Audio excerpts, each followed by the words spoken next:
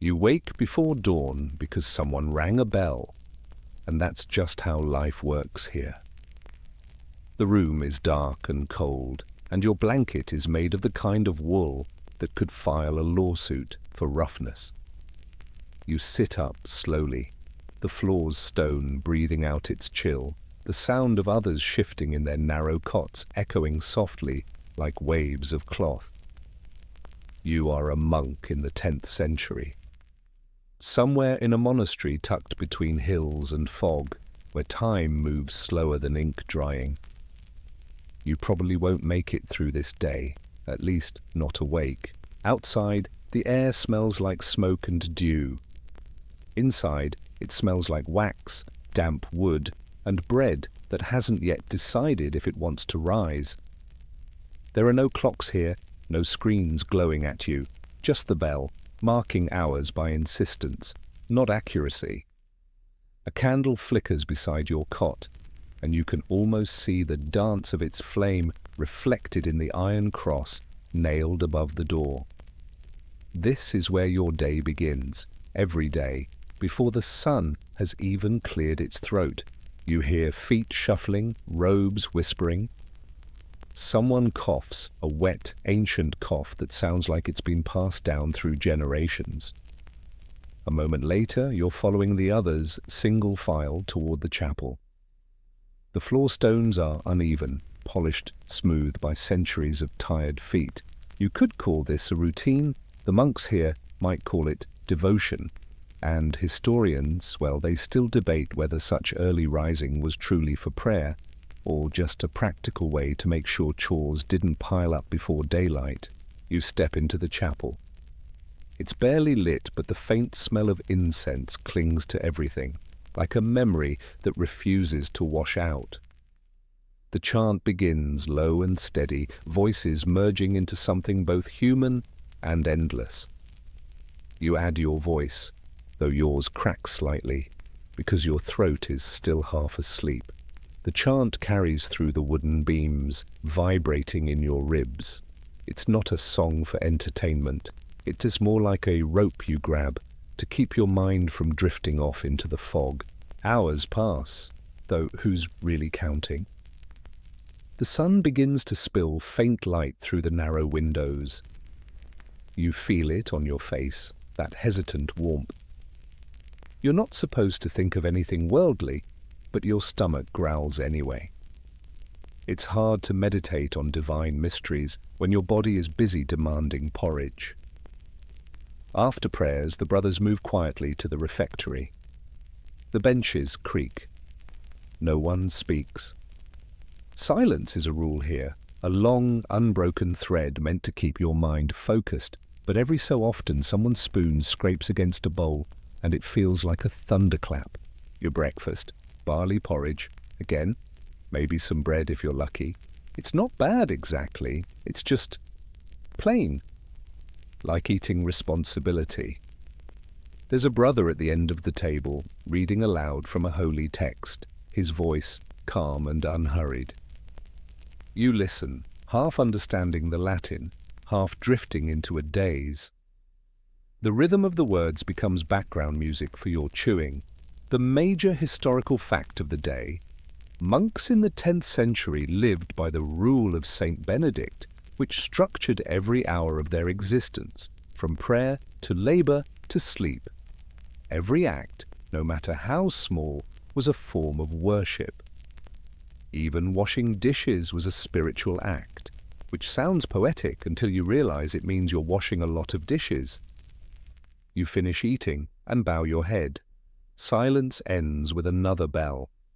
Outside, light fills the courtyard. The grass gleams with dew, and a chicken wanders through like it's trying to convert. Work begins. You've been assigned to the scriptorium today, a long, cool room lined with desks, parchment, and monks hunched like question marks over their work. The smell of ink is sharp and comforting. You take your seat. The quill feels fragile in your hand, and each letter demands the precision of prayer. You copy lines of scripture, one slow curl at a time. Mistakes are frowned upon. Parchment isn't cheap, and neither is forgiveness when it wastes church resources. But even in this quiet, tiny dramas unfold. A monk sneezes and smears ink down a page. Another's candle sputters out, leaving his work half-shadowed. You fight the creeping ache in your hand. There's an obscure cultural tidbit here. Some monasteries used to warm their ink slightly in winter, so it wouldn't freeze mid-word. Imagine faith and frost both fighting for control of your handwriting. You take a breath. You glance toward the window, where sunlight hits a patch of wall that has been carved with names, centuries of monks leaving secret signatures they weren't supposed to, a rebellion so small it fits under your fingertip. Your stomach rumbles again. Lunch is still hours away. You think about the bell, how it orders your day like punctuation marks. Your mind drifts briefly to what life might have been like outside the monastery walls, probably louder, definitely smellier. Then you return to the page, line by line, word by word, and as you trace the letters of sacred text, you realize this is what devotion looks like when stripped of glamour, patience, repetition, and ink stains you'll never quite wash out. A bell rings again, time to stop writing, time to pray, time to do the same thing you did yesterday, and will do again tomorrow. It's all right. The rhythm itself becomes a kind of peace. If you're still awake, you might want to like this video, quietly, reverently, as though it's part of your own monastic vow. And maybe subscribe so you don't miss the next midnight walk through history. Leave a comment with your location and local time. It's oddly comforting to know who else wanders through these centuries with us. Now let's ease into tonight's journey. The morning light spreads over the courtyard like slow honey. You're standing by the well, drawing water.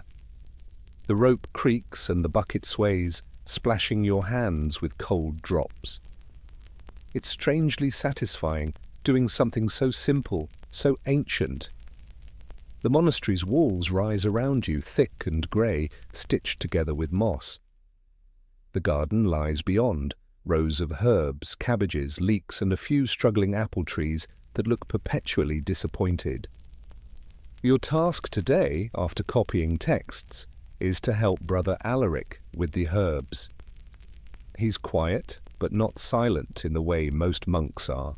His silence feels chosen, not required. He hums softly when he works, and the sound blends with the buzz of bees drifting over the lavender. You kneel beside him, pulling weeds that have ideas above their station. The soil is cool beneath your nails, and the smell, earthy, sweet, real, makes you feel more awake than the chanting ever does. "Careful," Alaric murmurs. "That's not a weed, it's feverfew." You nod, a bit embarrassed.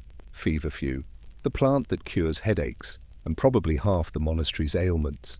You wonder how many monks got better just from believing they would. The bell rings again, mid-morning prayers.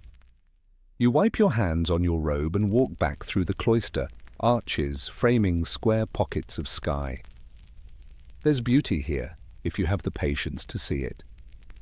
Historians still debate whether 10th century monasteries were truly peaceful havens or just isolated workplaces where spirituality and exhaustion lived side by side.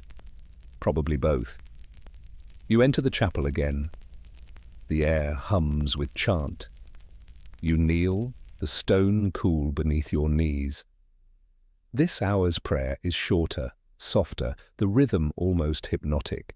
You drift slightly, mind wandering toward the garden again. The smell of mint clings to your fingers. After prayers, you're back outside. Brother Alaric is collecting nettles. You ask, quietly, why he bothers with something that bites back. He smiles. Even pain has purpose. Then he hands you a bundle of stinging leaves and says, "Try not to complain." The abbot can hear thoughts. You suspect he's joking. Probably. The monastery isn't large, but it feels like a world. There's a bakery with smoke curling from its chimney, a stable with 2 old horses that look retired from ambition, and a small library where you'll go later to deliver the copied text. You catch sight of Brother Peter, small, serious, always walking as though late to eternity. He's carrying a basket of bread for the poor at the gate. You nod to him. He doesn't see you. Or maybe he does and pretends not to. Solitude can be a team sport here. The major historical fact of this section. By the 10th century, monasteries across Europe weren't just religious centers, they were the backbone of literacy and medicine. Monks copied ancient manuscripts, grew herbs for remedies, and preserved knowledge that might have otherwise vanished into the dark ages. Without them, half of what we know about the ancient world might have dissolved like ink in rain. But of course you don't think about that now. You're just trying not to get stung by nettles. A bee lands on your sleeve. You stay still. For a moment, everything pauses, the hum of insects, the rustle of robes, even the wind through the orchard. It's a small, sacred kind of silence, the kind that doesn't come from rules but from the world holding its breath. Later in the library, you return your parchment. The librarian monk checks it with the solemnity of a judge. He squints, traces your letters with a bony finger, and nods approvingly. You feel absurdly proud. There's an obscure cultural tidbit for you. Some monastic libraries used to keep their books chained to the shelves, literally. Not out of superstition, but because a single manuscript could cost as much as a small farm. You look at the chains now, soft iron glinting in candlelight, and think knowledge guarded like treasure. Lunch is bread, beans, and something pretending to be cheese. Silence again. You've grown used to the rhythm of spoons and soft sighs. You can almost hear meaning in the pauses between them. Afternoon brings chores. You help repair a leaking roof tile. The wind is cool, and from up here you can see the distant village. Smoke rising, people moving like tiny brushstrokes. You realize you haven't spoken more than a handful of words all day. And yet you don't feel lonely, just suspended. The sun sinks low, shadows stretching like sleepy cats. Evening prayers call you back inside where candles line the walls, their flames nodding in approval of the darkness. As you kneel again, you think of the day, its small rituals, its gentle repetitions. You can almost sense the heartbeat of time itself, slow and even. Somewhere outside, the bell waits to strike again.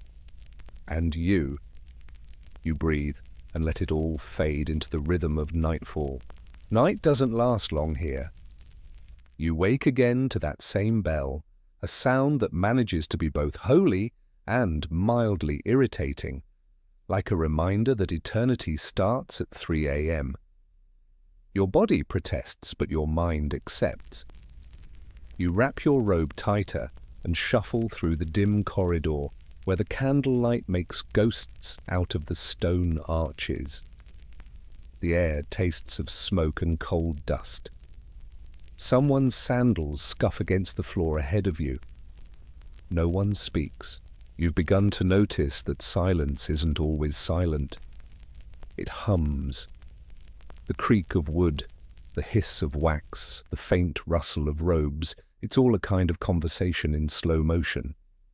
In the chapel, the chanting begins again. This time it's darker, lower, voices layered like fog. You join in, your tone uncertain but earnest. You're still half asleep, but maybe that's the point. Faith, like dreams, doesn't need full consciousness to work. The sound swells, rolling through the vaulted space. You close your eyes. You imagine the outside world asleep, fields glittering with frost, animals curled in their stalls. Inside, the rhythm of prayer becomes your heartbeat. After the service, there's a brief pause for meditation. You sit on a bench in the cloister, breath fogging the air, and watch dawn creep in slow motion. A robin hops across the stones. You wonder if the bird counts as breaking silence when it sings. Historians still debate whether monks in this period truly followed the rule's strict hours, or if some quietly dozed through certain prayers. Judging by the faces around you, it's not a far-fetched theory. The sky turns pale gold. Time for labor. Today you've been assigned to the kitchen helping Brother Udo, who takes his job far too seriously for someone making soup. He's chopping onions with a zeal that suggests spiritual warfare. The smell hits you, sharp, clean, tear-inducing. Udo mutters something about discipline of the senses. You're not sure if he's quoting scripture or justifying the emotional damage caused by onions. You stir a pot of lentils, which is somehow both too watery and too thick. It bubbles like it's thinking impure thoughts. Udo nods approvingly. "Patience," he says. The Lord reveals himself in slow cooking. You file that under probably not theology. The kitchen hums with quiet efficiency. A young novice is baking bread nearby, his face shiny with heat. You can smell yeast, smoke, and effort. The bread cracks open in the oven, golden and alive. You take a break to fetch water from the well. Outside, the morning has sharpened into a bright chill. Your breath puffs in clouds. You pass the same apple trees as yesterday, now shedding leaves like quiet applause. A group of travelers arrives at the gate, dusty, cloaked, carrying fatigue like luggage. The porter greets them, offering food and a place to rest. Hospitality is sacred here, even for strangers. The major historical fact of this section, monasteries weren't just centers of prayer, they were safe havens for travelers, hospitals for the sick, and shelters for the poor. They offered food, medicine, and sometimes even education. You might not think of monks as social workers, but in their quiet way, they kept communities alive. You watch as the travelers bow in thanks, their faces are worn, eyes red from wind. One hands over a small carved token, a gift perhaps. You can't hear what's said, but you recognize the universal tone of gratitude. Later you carry loaves of bread to the refectory. Your hands are warm from their weight. The smell follows you down the corridor, a promise that today, maybe, lunch won't be entirely penitential. In the corner of the refectory, you notice a carved wooden face on one of the beams, a grinning gargoyle, its tongue sticking out. It's oddly playful. Turns out some monasteries allowed small jokes in their architecture, as long as they stayed above eye level. Maybe humor was considered safer when it watched you from the ceiling. You sit, eat, listen to the reader's voice drone from the pulpit. You catch words like virtues and obedientia, but your thoughts wander to simpler things. Warmth, the clink of bowls, the faint sweetness of barley. After the meal, it's time for quiet study.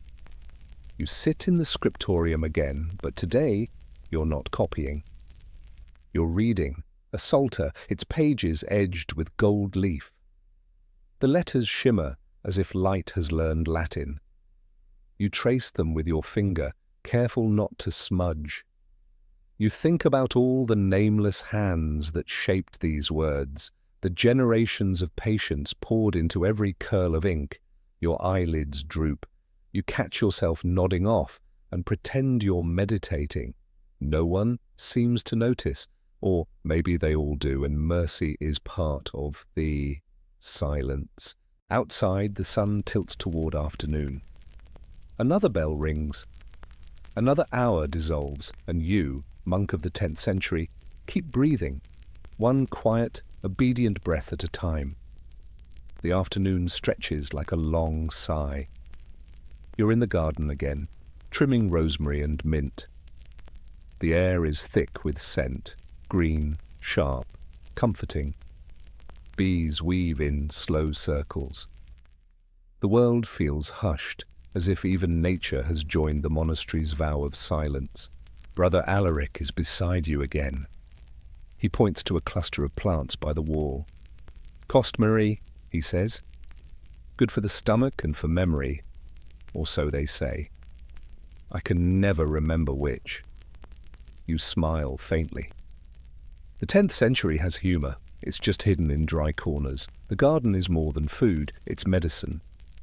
You can name a few of the herbs now: sage, rue, comfrey. Each has a purpose, a cure, a story.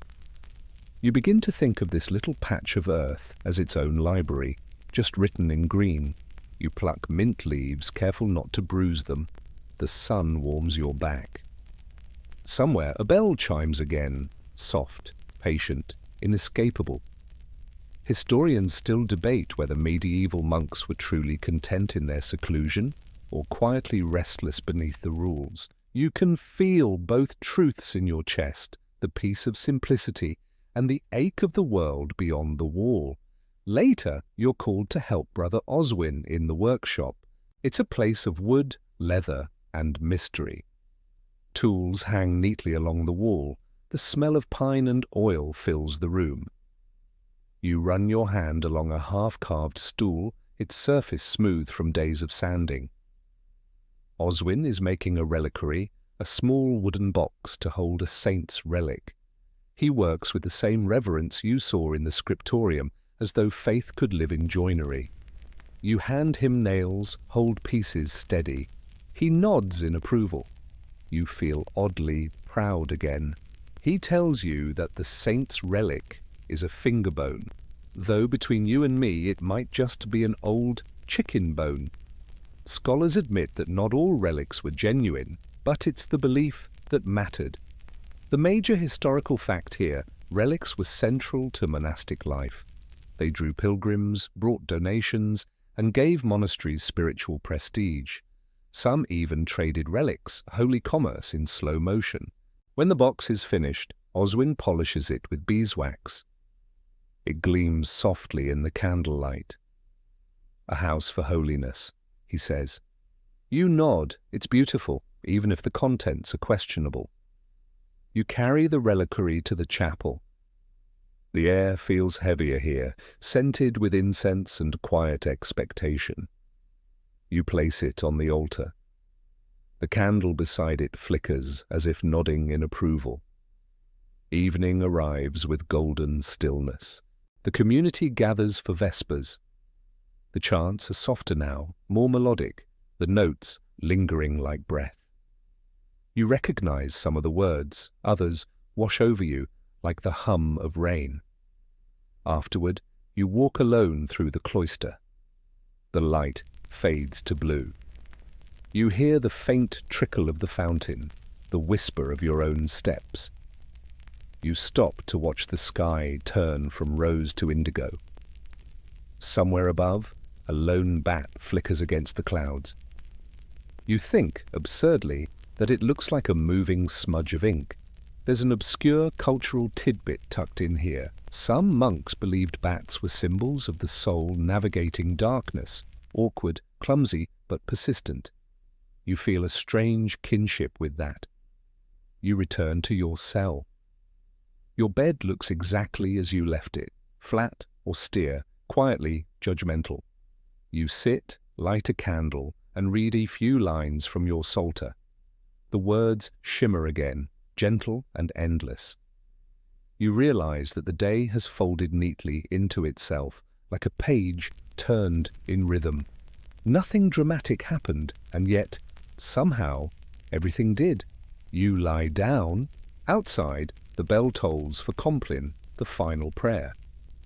You whisper the words into the dark. The candle flickers, then steadies. And before you sleep, you think. In this silence, the world finally makes sense, not because it explains itself, but because it stops asking questions. Morning again. You'd think you'd get used to the bell by now, but it still hits like divine clockwork, meeting mild resentment.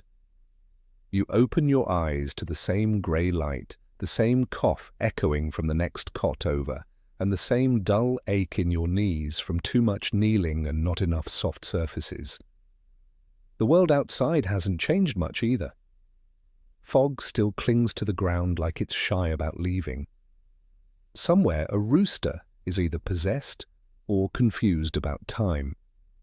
You pull on your robe, its fabric rough but familiar now, and head for the chapel. The chant begins. Your voice finds its place in the slow tide of sound. There's comfort in the repetition, each note, each pause, predictable as breathing. You think maybe that's what faith is, really, a kind of rhythm that keeps the soul from tripping over itself. When prayers end, you step outside. The fog lifts, revealing the monastery's walls glinting with dew. You breathe in air that tastes faintly of ash and mint, last night's incense blending with the garden's morning breath.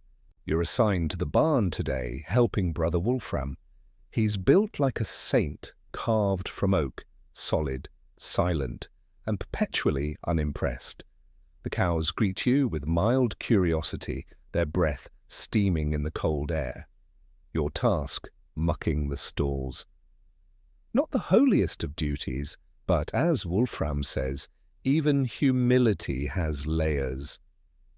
You suspect this is his polite way of saying, start shoveling. You work slowly, trying to find the same meditative peace you found in copying texts. The air smells, let's call it earthy. The cows shift, their hooves clicking softly against stone. Historians still debate whether monasteries kept animals primarily for sustenance or trade, but it's clear they relied on them for survival. Milk, cheese, leather, every part of the animal served the community.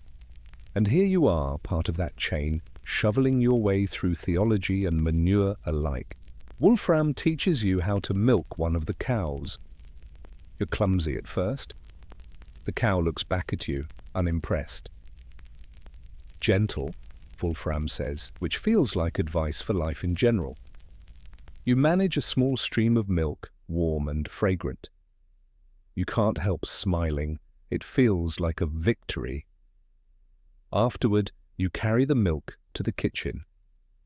Brother Udo greets you with what might almost be enthusiasm. He pours it into a pot for cheese-making, stirring with the solemnity of a priest blessing soup. You linger a moment, watching the curds form. There's something hypnotic about it, the way milk turns to something solid, almost like faith turning into ritual. You resist the urge to make that comparison out loud. For lunch, there's bread and cheese, yes, possibly, from the very cow you met this morning. The flavor is humble but real, a reminder that every act here loops back into another. As you eat, you catch sight of Brother Peter again. He's distributing leftover bread to a group of children who've come to the gate. They smile, wave shyly, and run off. For a moment, even the abbot's face softens. The major historical fact for this section: many monasteries in the 10th century acted as social safety nets long before kingdoms did. They provided food, shelter, and medical care for locals, often becoming the only stable institutions in turbulent times. You realize that what you're part of isn't just prayer, it's infrastructure disguised as devotion.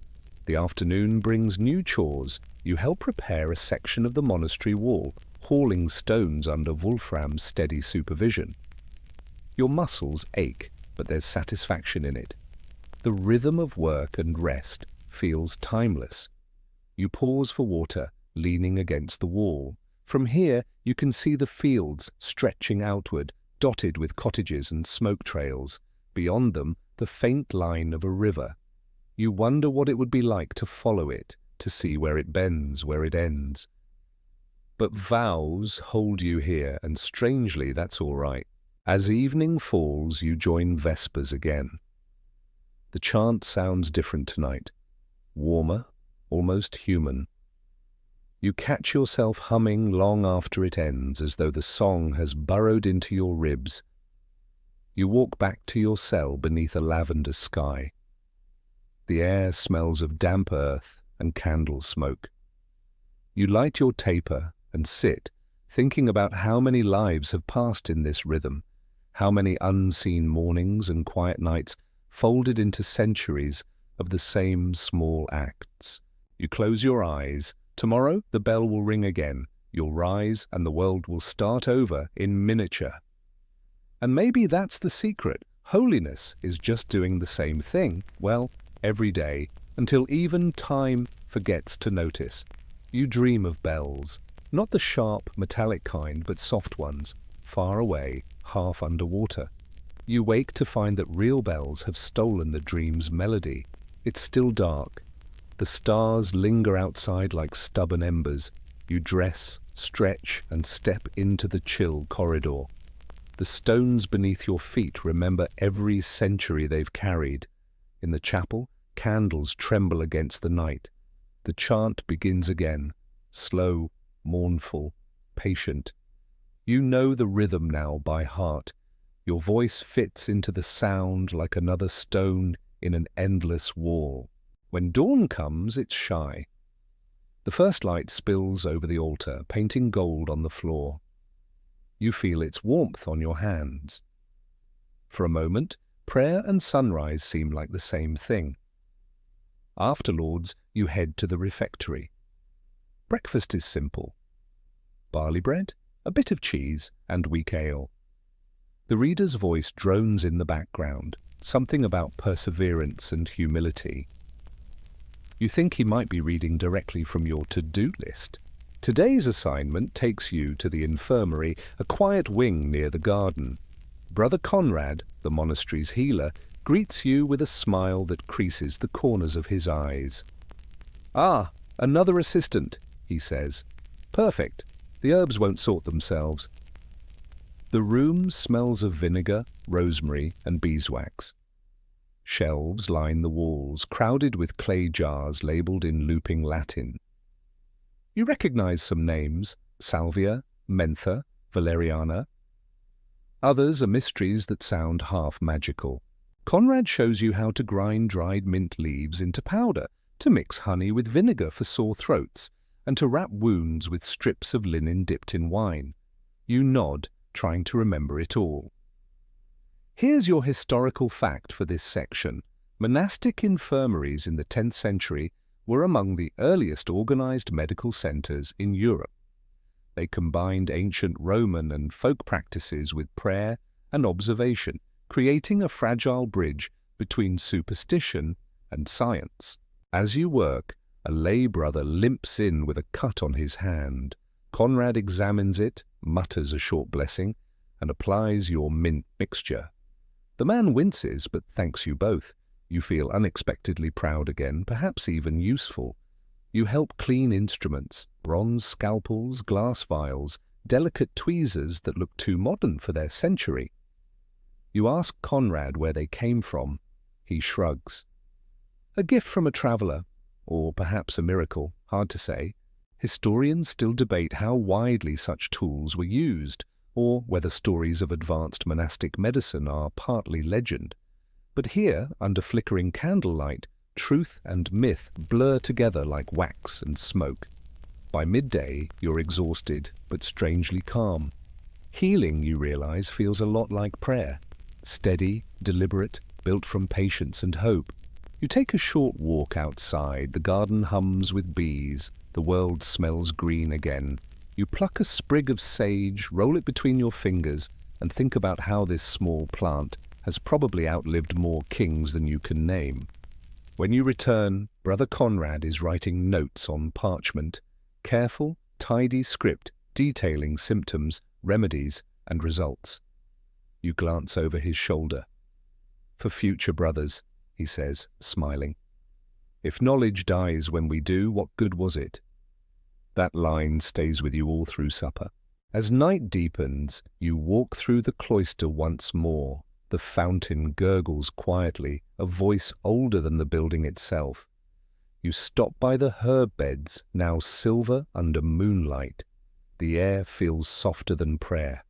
A bat swoops past again, your small, clumsy friend from before. You laugh under your breath. Maybe the soul does move like that, awkward, searching but refusing to give up. You head back to your cell where the candle waits, a single flame against the dark. You whisper a prayer you barely understand, not because you must, but because the silence feels too large to face alone. Then you blow out the light, and the darkness folds around you like the pages of an unfinished book. You wake before the bell this time.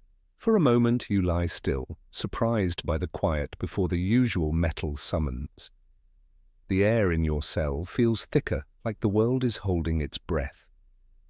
Then the bell rings, of course. It always does.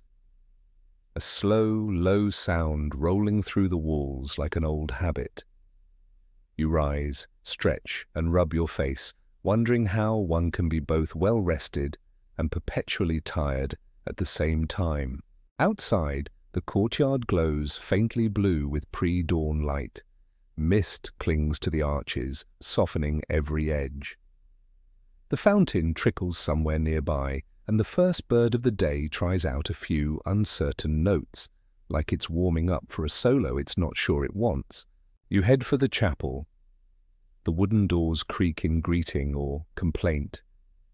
Inside, the candles flicker like tired stars. You take your place among the others. The chant begins, the same notes, the same slow rise and fall. You know the melody now as well as your own breathing. It's a kind of lullaby for the soul, soothing, repetitive, eternal. As the sound fills the space, you notice Brother Wolfram beside you, his head bowed, lips moving just out of sync with everyone else's. Even monks have their own rhythm, it seems. After prayers, there's the usual routine: washing, bread, silence. You've begun to notice that even silence has its moods. Sometimes it's light and companionable, like a shared smile. Other times it presses down, thick and heavy, full of unspoken thoughts. Today it feels peaceful, like the air itself is napping. You're sent to help in the mill today, where the monastery's grain becomes the bread that sustains everything. The mill sits near the stream, its wheel turning lazily in the current. The sound of water against wood is hypnotic, a liquid heartbeat. Brother Ethelric, who oversees the mill, greets you with a nod. He's missing 3 teeth, but makes up for it with enthusiasm. "Mind the gears," he says. "They don't forgive mistakes." You take him seriously. The work is steady, pouring grain, adjusting levers, scraping flour dust from every surface. The air is thick with powder, turning everyone ghost white. You sneeze once, twice, then lose count. Ethelric laughs. "You're blessed now," he says, "by wheat." The humor is dry, but so is the air. As you shovel grain into the hopper, you watch the wheel turn, endlessly repeating itself. You can't help but think it's a perfect symbol of monastic life. Motion without hurry, sound without noise, purpose without spectacle. Historians still debate whether such mills were primarily maintained by monks or by hired lay brothers, but either way, they were essential. A monastery without bread was like a bell without echo. Around noon, the sun finally breaks through the fog. The light filters through the mill's cracks in golden stripes, turning the dust into floating sparks. For a moment, the whole room looks like it's filled with slow-moving fireflies. You stop to watch, and something in your chest softens. Maybe beauty doesn't need to shout, it just needs persistence. Ethelric slaps your shoulder. Dream later, the flour won't grind itself. Fair point. After the day's work, you wash your hands in the stream. The water is cold enough to wake your bones. You look down and see tiny fish darting between stones, flashing like liquid silver. You wonder if they know how lucky they are, free to swim wherever they please. Then again, maybe even fish have their routines. The major historical fact of this section: monasteries often built and operated mills not just for themselves but for nearby villages. They were hubs of production and technology, early examples of industry powered by water and discipline. Some even charged fees for usage, making them quiet economic engines long before capitalism had a name. When you return to the cloister, your robe smells faintly of flower and river water. The others are gathering for evening prayers, their faces soft in the candlelight. You join them, the chant washing over you again like familiar tide. Afterwards, dinner, vegetable stew, bread, a single apple shared in quarters. Simple, steady, the kind of meal that tastes like moderation. You sit near Brother Alaric, who whispers, technically against the rules. They say the abbey down the river makes stronger ale, you smirk. We'll never know. He shrugs. Some mysteries are merciful. Later, in your cell, you brush flour dust from your sleeves and sit for a while in the half-light. You think about the water wheel, its endless turning, how it never stops but never rushes. You wonder if that's the closest thing to peace there is. The bell rings again, Compline. You whisper your prayer, then lie down. The floor creaks softly as the world exhales, and you drift to sleep, mind spinning just as gently as the mill wheel, turning, turning, turning. The morning sun takes its time today. It slides slowly across your floor, 1 inch of gold at a time, until it finally reaches your hand. You open your eyes to find that the bell has already done its duty. Another day begins, familiar yet new. You stretch, hearing your spine pop like a small fire. In the refectory, breakfast is bread and thin broth. The reader's voice is the same as always, calm and detached, reciting psalms while everyone chews quietly. You start to recognize the rhythm of his pauses, the subtle cough before each new passage. Routine, but somehow comforting, like a song that never ends, just loops softly. Today you're assigned to the apiary. Bees, not the quietest companions, but industrious, holy in their own way. Brother Udo gives you a look of mock sympathy. They don't sting often, he says, unless you deserve it.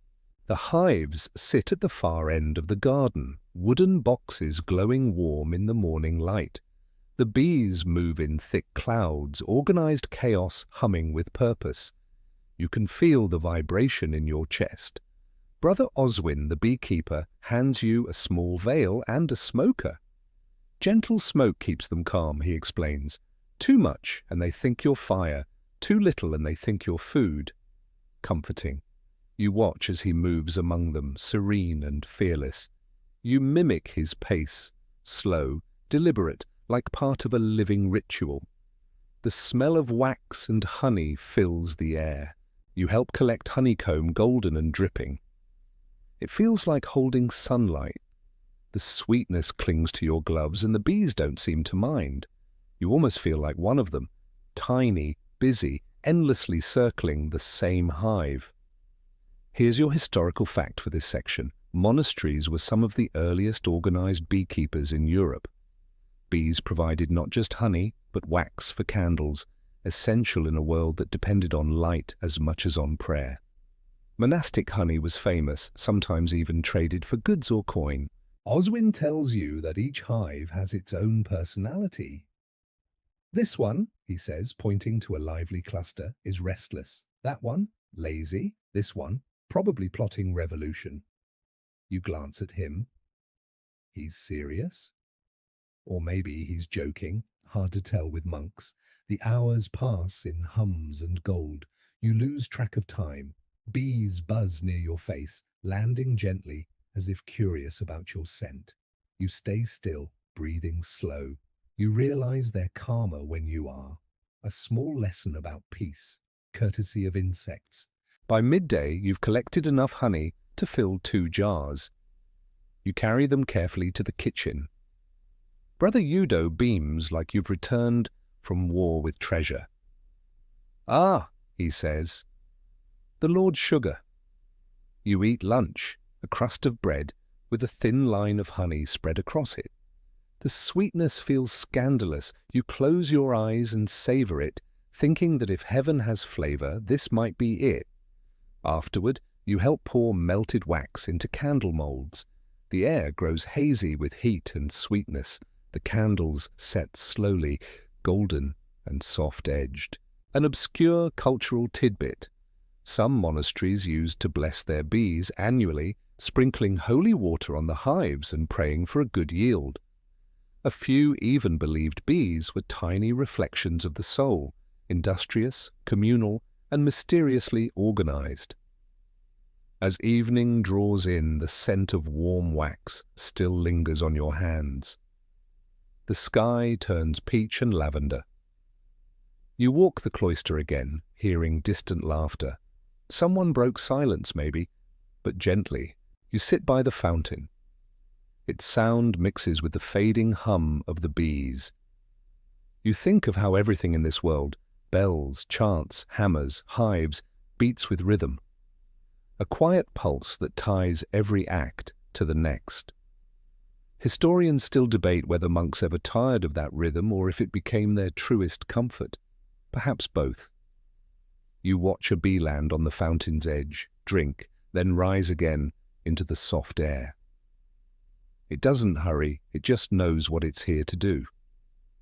You stand, brush the dust from your robe, and follow the bell's call to vespers. Inside, the candles, made from the wax you poured, flicker in gentle rows. You smile faintly, light from your hands, glowing on sacred walls. The chant begins, slow and tender. Your voice joins it easily, as if it was waiting for this very note. You don't think about time anymore, just rhythm and the spaces between sound and silence. The wind changes overnight. When you wake, the air has a new edge to it, cooler, sharper, hinting that autumn has decided to make an early appearance. Your blanket feels heavier this morning, though that might just be your reluctance to leave it. You sit up, blinking into the dim light. The bell hasn't rung yet, but you can already hear movement in the hall, the soft rustle of robes, the creak of doors. The monastery stirs before the bell now, as if the whole place runs on instinct rather than sound. When the bell finally tolls, it feels almost polite, like it's asking permission to begin the day. You walk to the chapel, breath fogging in front of you. The cold makes the stone floor ache through your sandals. Inside, the candles flicker like small fires in a dark cave. The chant begins, and though your throat feels dry, your voice joins in. The music is the same, yet not. There's something deeper in it today, an echo of the coming season maybe. You can almost hear the year turning in the low notes. After prayers, Brother Alaric catches your eye. "Harvest," he whispers as you file out. His voice sounds almost excited. You follow him to the fields beyond the walls. The sky is pale gold, the ground crisp with dew. The fields stretch wide and ready, rows of barley swaying in the breeze like a slow-moving sea. It's harvest time. The work begins in rhythm, scythe, gather, bundle. Scythe, gather, bundle. You join the line of monks cutting through the tall barley, each stroke precise and practiced. The air fills with the scent of straw and effort. Historians still debate how organized these monastic harvests truly were, whether they followed strict schedules or simply worked until their arms gave out. Judging by Brother Wolfram's pace, it's definitely the latter. Hours blur, your shoulders ache, your palms sting. But there's joy in the repetition, in the shared motion of a dozen quiet men slicing through the earth's bounty together. It feels almost like prayer, physical, communal, honest. At midday you rest under an oak tree. The sun is warm now and the world hums with insects. Brother Alaric passes around a jug of water and a few slices of bread. "Feast of the righteous," he jokes, though it's more of a nibble than a feast. You lie back on the grass, staring at the sky. It's the bluest it's been in weeks, and you think about how different it looks from inside the chapel's narrow windows. Freedom, even in small doses, feels dizzying. The major historical fact for this section, monastic agriculture in the 10th century, was revolutionary for its time. Monks improved irrigation, managed crop rotation, and introduced new tools, quiet innovators disguised as farmers. Some even credit them with preserving European agriculture through centuries of instability. By afternoon, you're back on your feet. The piles of barley grow taller. You can feel the rhythm of labor settle into your bones. The sound of scythes against stalks becomes its own kind of chant. Brother Udo hums as he works. You recognize the melody. It's one of the evening hymns, but he's repurposed it as field music. You can't help smiling. Even devotion, it seems, adapts to the hour. As the sun lowers, the air cools again. You tie the last bundle and step back. The field is transformed, neat stacks of gold catching the light. For a moment, everything looks perfectly balanced, like the earth itself has been ordered into peace. You walk back to the monastery with sore arms and straw in your hair. The courtyard smells of bread baking and honey melting, a reward waiting quietly in the air. Inside the refectory, dinner feels celebratory. There's stew, thicker than usual, and even a small piece of apple pie. Brother Oswin mutters something about divine generosity. You suspect it's just good timing and a creative cook, an obscure cultural tidbit. In some monasteries, harvest season included small, unofficial festivals, a chance for laughter, storytelling, even singing outside of prayer hours. Nothing extravagant, but enough to remind everyone that joy wasn't heresy. Later, after Compline, you walk out to the cloister one last time. The moon is rising over the fields you just cut, silvering every stalk. You think about how much labor hides behind peace, how every quiet hour is built on sweat someone has already spent. The night is cool but not cold. You stand there feeling the stillness of the world you've helped keep in motion, and for once you don't think about tomorrow's bell, you just breathe. Rain. Soft at first, like someone drumming gentle fingers on the roof, then steady, insistent. You wake to its rhythm before the bell rings, and for a moment you almost believe the sound itself is the day's prayer. The world outside your small window looks blurred, watercolor soft. The garden glistens, puddles forming between the rows of herbs. You can smell the earth even from here, wet, alive, forgiving. When the bell tolls, you half expect it to sound damp, but it's the same as ever, deep, certain, unavoidable. You wrap your robe tighter and walk to the chapel. The rain seeps in through the archways, leaving dark streaks on the stone. The candles hiss occasionally, but the chanting begins anyway, steady and warm. The sound mixes with the rain, two kinds of rhythm crossing paths. After prayers, the abbot announces a day of indoor work. God sends rain to slow us, he says, so we may hear what we ignore in fair weather. You're not sure what that means, but you're grateful not to be out in the fields. Your task today, helping repair books in the library. You follow Brother Conrad through the damp hallways to the scriptorium, now smelling faintly of ink and wet parchment.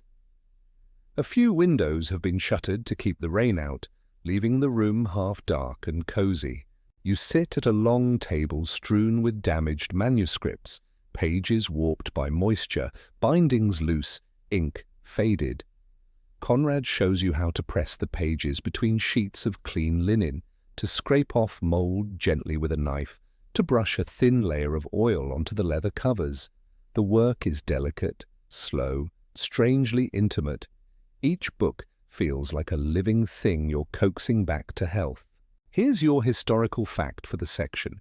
Many monastic scribes were also conservators, preserving ancient Roman and Greek texts through careful restoration. Without them, works by authors like Aristotle, Virgil, and Cicero might have vanished entirely. You handle one particularly old volume, its Latin script faded to brown whispers. The parchment feels like skin, thin, warm from your hands. On the inside of the cover, a note written in another hand, centuries older than yours. In labor, memory. You pause. It's the kind of sentence that doesn't need explaining. Hours pass. The rain doesn't stop. It becomes a second soundtrack to the slow rhythm of brushes, knives, and breathing. Brother Conrad hums softly, a habit you've come to like. He tells you that sometimes he adds his own small notes in the margins when he repairs a book. Nothing heretical, he assures you, smiling. Just thoughts, a conversation with time. You glance at one of the books he's restored and notice faint ink near the bottom of a page. Truth sleeps but does not die. You wonder if that was him. Historians still debate whether monks saw themselves as authors or merely vessels for divine truth. But here, with ink under your nails and the scent of parchment in the air, you think maybe both can be true.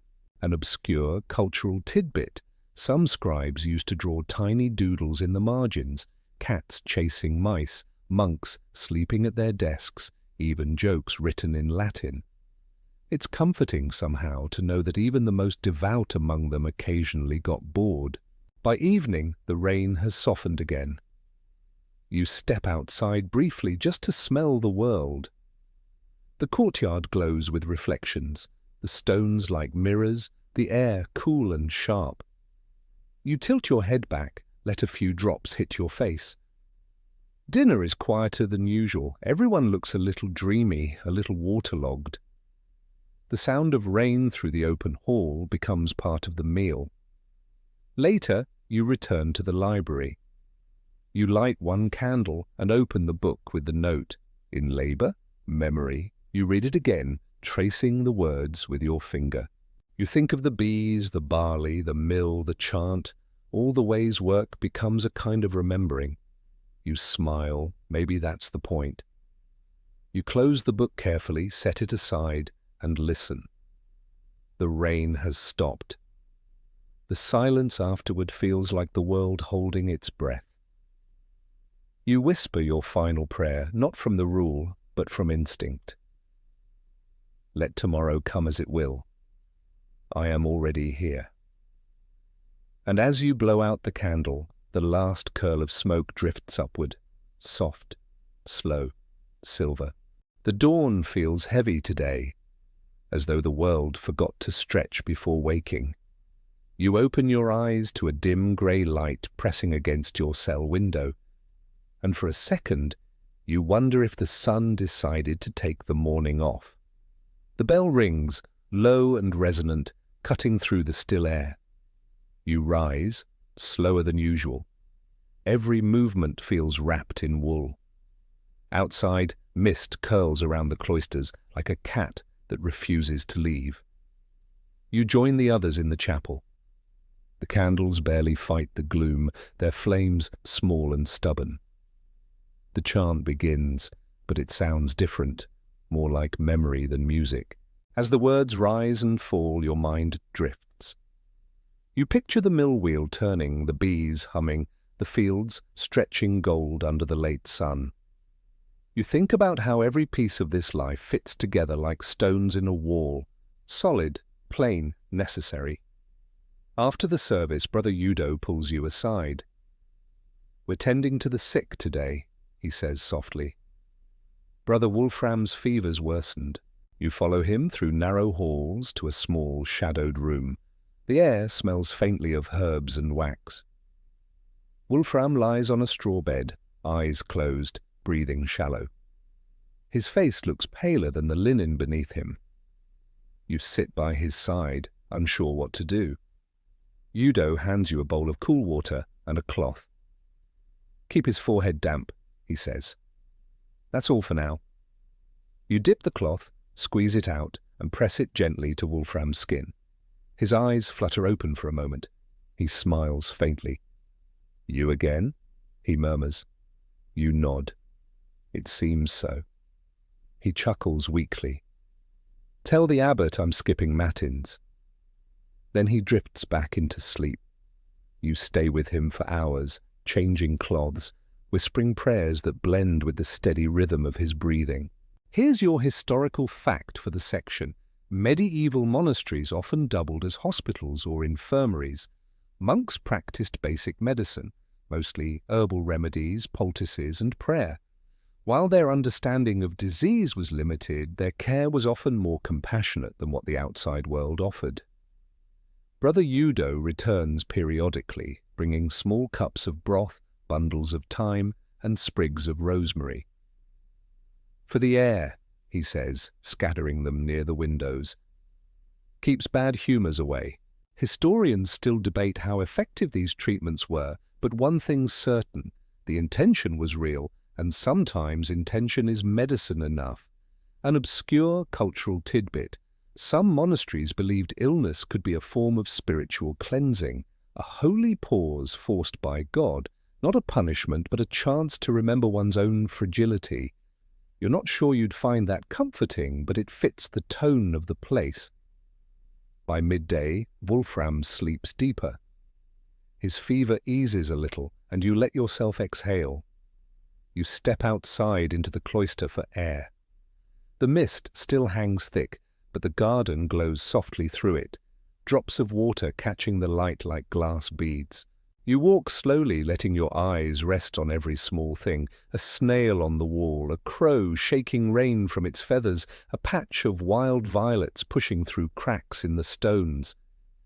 It's strange how much the world notices when you slow down long enough to look. Later at dinner, Brother Alaric says a quiet grace for the sick. The refectory feels gentler tonight, the silence warmer. You chew your bread more thoughtfully than usual, tasting the quiet gratitude hidden in every bite. After Compline, you return to check on Wolfram. He's still asleep, breathing easier now. You whisper a short psalm and sit there, just listening. The candle beside his bed flickers, casting moving shapes across the wall. You realize the whole monastery is like this, flickering, breathing, fragile, yet steady. Each of you holding a small flame against the dark, hoping it's enough. You stay until the candle burns low, then slip away. The air outside feels fresher, the mist finally thinning. You take a deep breath and for the first time all day, feel light. You probably won't make it through every day like this, but tonight you did. The next morning arrives golden and unapologetically bright. You blink at the sunlight spilling across your bed and realize you've slept through the first bell. Miraculously, no one has come to scold you, perhaps divine mercy, or perhaps the abbot just didn't notice. You hurry to the chapel anyway, but the service is already underway. You slip in quietly at the back, your sandals barely whispering against the stone. Brother Udo glances your way and hides a small smile. You mouth the words just out of sync, pretending you've been there all along. After prayers, you head outside, grateful for the sun after yesterday's fog. The world looks newly washed, green sharper, sky bluer. Even the bees sound busier. Today's assignment, garden work. Brother Oswin greets you with a grin and a hoe. The cabbages are staging a rebellion, he says. Time to remind them who's in charge. The garden is vast and humming with life. Rows of herbs, beans climbing trellises, fruit trees standing like sentinels. You kneel in the soil, warm and loose beneath your hands. There's something honest about dirt. It doesn't lie, doesn't flatter. It just receives and remembers. The work is simple. Pull weeds, trim leaves, turn soil. The rhythm returns, the kind that doesn't ask much thinking. You find peace in it. As you work, Oswin tells you about the monastery's seed ledger. Every season, he says, we record what grows best, which seeds sleep through the winter, which ones lie to you. He laughs softly. Even plants have secrets. Here's your historical fact for the section. Medieval monasteries were key in preserving and developing agricultural knowledge. They kept detailed records of planting cycles, soil behavior, and seed storage, knowledge that helped sustain entire regions long before scientific farming existed. You can almost imagine the monks of centuries past kneeling here too, in this same sunlight, coaxing life from the earth with quiet devotion. An obscure cultural tidbit.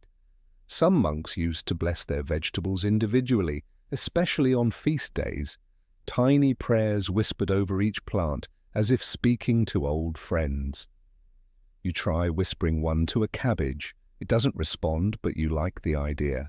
By noon, your hands are brown with soil and your knees ache pleasantly. You sit under a pear tree and drink from a clay jug of water. The breeze smells faintly of mint and sage. Somewhere nearby, bees buzz lazily around a patch of thyme. You close your eyes and listen to the sounds of the monastery breathing, the clatter of buckets from the kitchen, the distant murmur of chants from the chapel, the lowing of an ox beyond the wall. Life in all its humble fullness. Historians still debate how much of a monk's day was truly contemplative versus practical. Judging by your back and the blister forming on your thumb, contemplation seems overrated.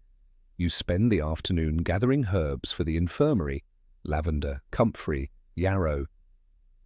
The scent clings to your robe, sharp and soothing. You wonder how many illnesses have been eased by these small, stubborn plants. As the sun begins to dip, Oswin plucks a pear from the tree above you and hands it over. "For your effort," he says. It's firm, sweet, perfectly cold inside. You take a bite and close your eyes. Heaven probably tastes like this, simple, honest, a little bruised. Evening prayers come early today. The sky burns gold and the bell rings clear. In the chapel, your voice joins the others, steady, soft. The sound feels like breathing after a long day of silence. After Compline, you wander back to the garden. Fireflies hover near the hedges. The air smells faintly of wet earth and crushed thyme. You kneel once more, running your hand through the soil, feeling its quiet heartbeat.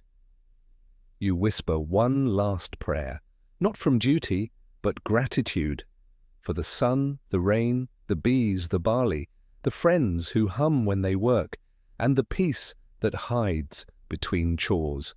Above you, the stars begin to gather. They look like scattered seeds waiting for spring. The morning light is different again, softer, filtered through clouds that drift lazily like they've nowhere urgent to be.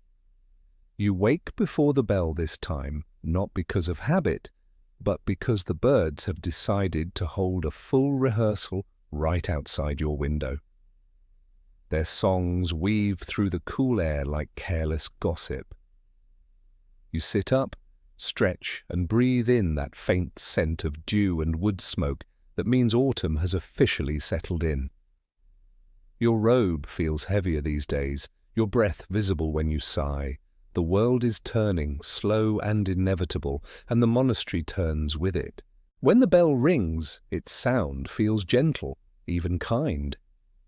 You walk to the chapel, passing Brother Oswin in the corridor. He nods. "The mushrooms are ready," he says, and keeps walking. Around here, that qualifies as a thrilling announcement. After prayers, you're assigned to kitchen duty again, helping prepare for the coming feast of St. Benedict. It's one of the few days when food becomes something more than fuel. You can sense it in the air, a subtle excitement cloaked in humility. The kitchen smells incredible, smoke, bread, herbs, and something faintly sweet. Brother Udo presides like a general. "We have barley, beans, onions, and mushrooms," he says, counting them like soldiers. "And perhaps, if God wills it, a little salt left." He looks at you. And you're stirring. You take the wooden spoon like it's a sacred relic. The pot in front of you could feed a small army, or in this case 20 monks pretending not to care about dinner. The broth thickens slowly, releasing waves of steam that cloud the narrow windows. You stir and listen to the rhythm of knives chopping, spoons clinking, logs crackling. It's a music of its own kind, domestic, steady, human. Here's your historical fact for the section. The rule of St. Benedict included detailed guidance about food. Meals were to be simple: 2 cooked dishes, 1 pound of bread, and occasional fruit or vegetables. Meat was generally avoided except for the sick. Moderation wasn't just a virtue, it was policy. Brother Udo hums softly as he works, a tune you can't place. He sprinkles herbs into the pot and says, "The trick is to make simplicity taste like gratitude." You nod, mostly because it sounds wise. You can't help but smile when he adds, "And if it doesn't work, add more onions." By midday, the feast preparations have reached full momentum. You're sent to fetch water from the well, and the bucket feels heavier than usual. The handle bites into your palm, but the walk back through the courtyard is lovely. The sunlight catching the mist, the sound of bees lingering near the last of the flowers. An obscure cultural tidbit: some monasteries brewed a mild ale to accompany feast days. It was low in alcohol and high in calories, practically liquid bread. It kept everyone cheerful without risking confession the next morning. You pass Brother Alaric, carrying a tray of loaves from the oven, their crusts golden and cracked. "Careful," he says with a grin. "They bite back if you touch too soon." The afternoon hums along in a haze of preparation. Tables wiped, herbs laid out, candles trimmed. The air fills with the soft murmur of anticipation. Even silence feels expectant. By evening, the refectory glows with candlelight. The abbot gives a brief blessing and everyone sits. The meal is quiet at first, always is, but soon small smiles pass between bites. The barley stew is rich, the bread warm, and the faint sweetness of mushrooms lingers. You take your time eating. Every spoonful tastes like effort redeemed. Around you, conversation softens into murmurs about weather, harvest, and how Brother Oswin's bees survived the last storm. It's the closest thing to festivity the monastery allows, and somehow that makes it perfect. Historians still debate whether monks ever missed the old pleasures of feasting and wine, of laughter that went on too long. Judging by the way Udo eyes the empty pot, probably yes. When the meal ends, no one rushes to leave. The candles burn low, shadows dancing lazily across the walls. You realize this exact moment, is what all the prayer, work, and silence lead to. A peace so simple it feels like a secret. You walk out into the cool night, full in body and mind. The sky is clear, sharp with stars. You can smell bread cooling, hear crickets singing near the walls. You whisper a quiet thanks to no one in particular, and it feels heard. You think the world outside these walls must be chaos, but in here, everything makes quiet sense. You wake to the sound of the wind, sharp and playful, rattling the shutters. Leaves scrape against your window like soft fingertips. When you open your eyes, the light is thin and silvery. Autumn has deepened overnight. The fields beyond the wall shimmer with pale mist. The bell rings, and this time its echo sounds colder, more distant. You wrap your robe tighter and head toward the chapel, your breath visible in the air. Inside, the candles shiver. The chant feels slower, weighted, as though the voices are pushing through the chill. You sing anyway, because that's what you do. You keep singing, no matter the weather. After prayers, the abbot announces, "Today, we tend the manuscripts." A collective nod ripples through the group. Another quiet day of ink, parchment, and patience. You return to the scriptorium, where the smell of vellum and ink feels oddly comforting. The fire crackles in the corner, trying to warm a room full of stillness. Brother Conrad is already there, hunched over his desk, quill in hand. He looks up and smiles faintly. "You've a steady hand," he says. "Time to earn it." He hands you a fresh page to copy, a passage from the Psalms. The letters glimmer faintly where the ink's still drying. You take a breath, dip your quill, and begin. Each stroke feels deliberate, final, eternal. Here's your historical fact for this section. The Carolingian minuscule, a script developed by monks centuries earlier, became the foundation of modern lowercase letters. Every page you write echoes through history every time someone types an A. You copy, slowly, carefully. The rhythm of the quill against parchment becomes hypnotic. Between words, you glance at the margins of older books stacked beside you. Some are filled with tiny drawings, dragons, vines, even one that looks suspiciously like a cat swatting a mouse. An obscure cultural tidbit. Some monks hid secret prayers or jokes within decorative letters, visible only if you looked closely. A silent rebellion in ink. You can't help but think they would have loved the concept of Easter eggs. The hours pass unnoticed.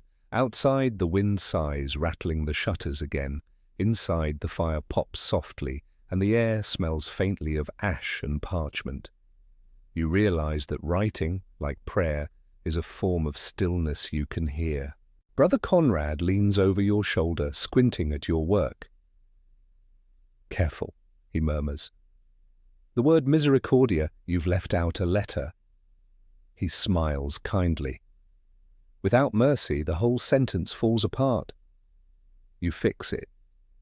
He pats your shoulder once, then returns to his own desk. Historians still debate how long it took to produce a single manuscript. Some say months, others years. Looking at the careful rows of ink, you believe both.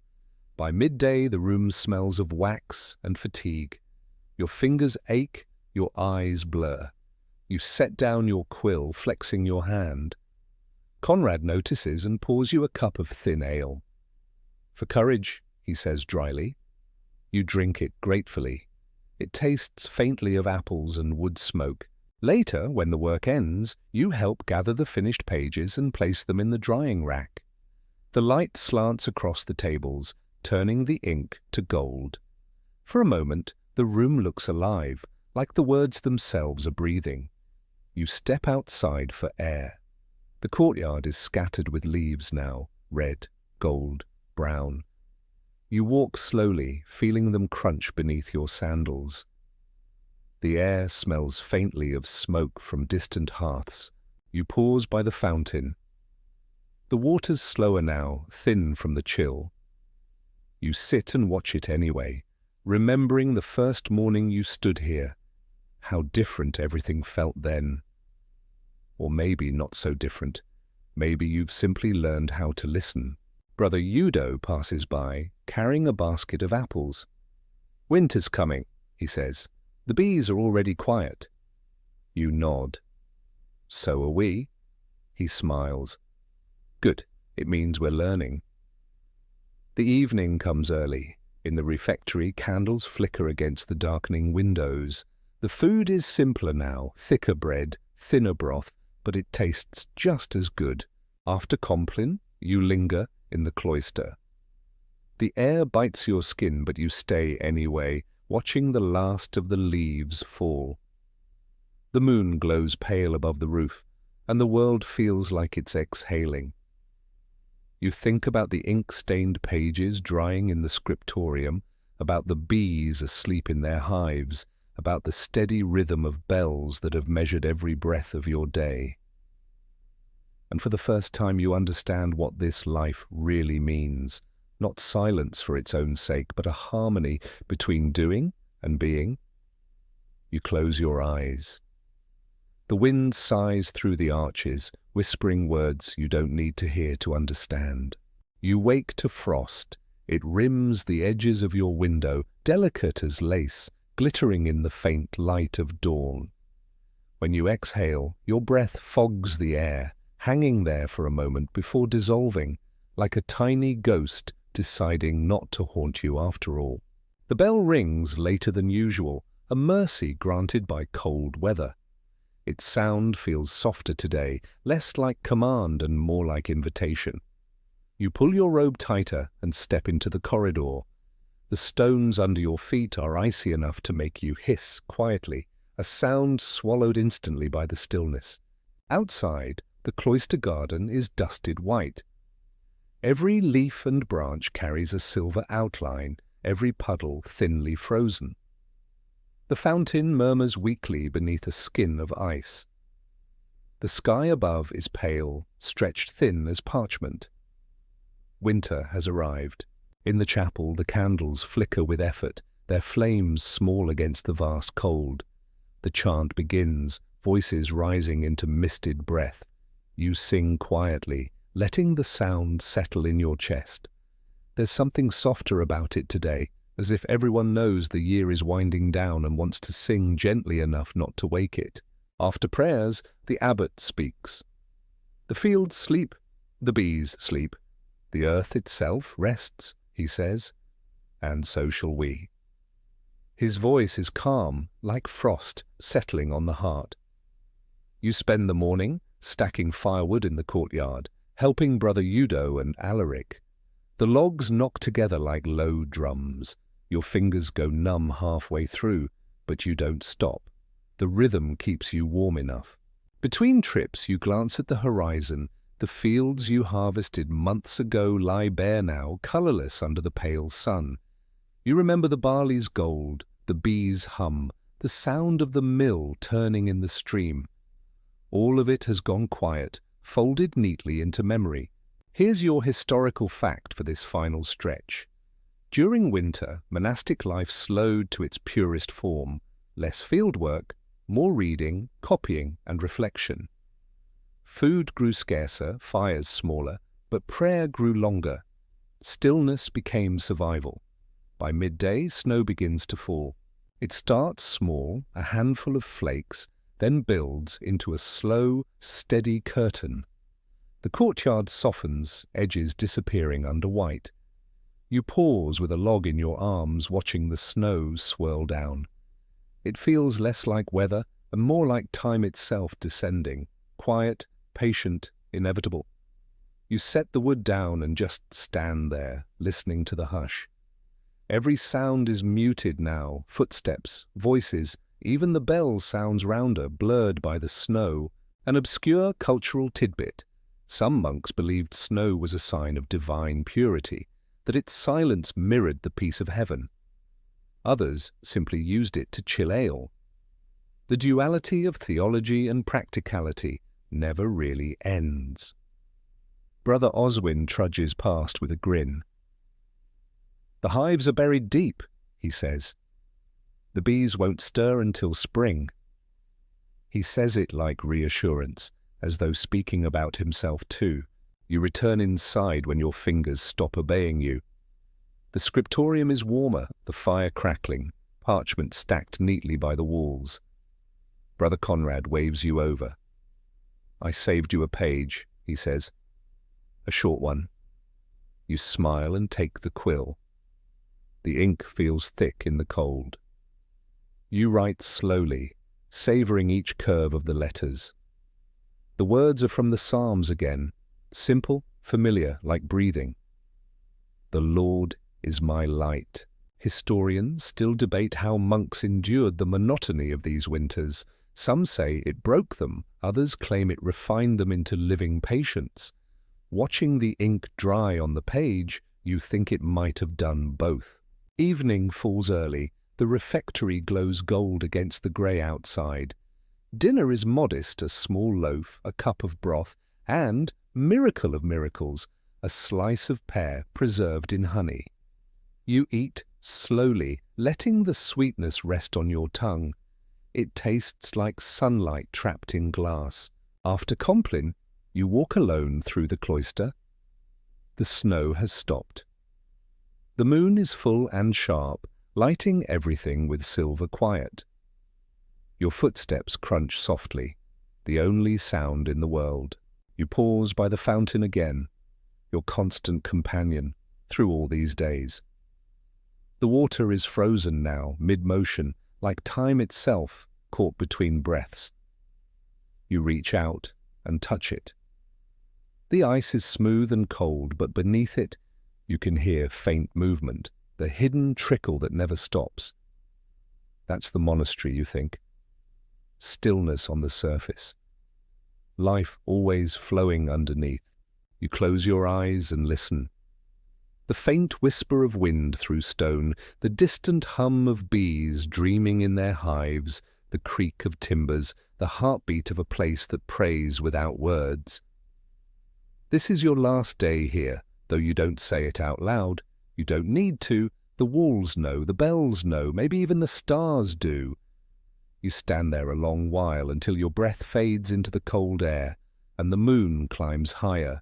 And then, with a small smile, you whisper the same prayer you began with months ago, half promise, half gratitude. Let the world turn. I am already still.